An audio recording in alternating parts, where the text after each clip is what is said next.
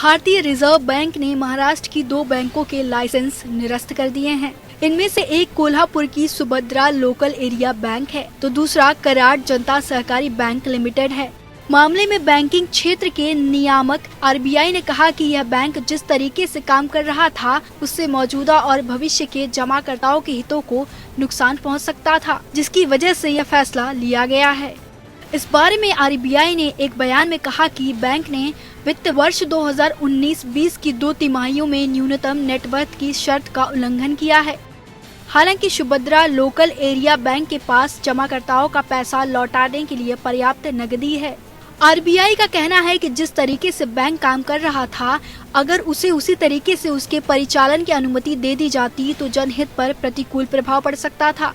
मौजूदा समय में और भविष्य में प्रबंधन की काम करने की प्रकृति जमाकर्ताओं के हितों का नुकसान पहुंचाने वाली थी। सुभद्रा लोकल एरिया बैंक को दे दिया गया है। लाइसेंस 24 दिसंबर 2020 को बैंक कारोबार बंद होने के बाद से रद्द किया गया है। इससे वो कोई भी बैंकिंग गतिविधियां नहीं कर पाएंगे। आरबीआई बैंक के परिसमापन के उच्च न्यायालय के सामने आवेदन देगा। इससे पहले रिजर्व बैंक ने दिसंबर में महाराष्ट्र स्थित कराड जनता सहकारी बैंक लिमिटेड का लाइसेंस भी रद्द कर दिया था।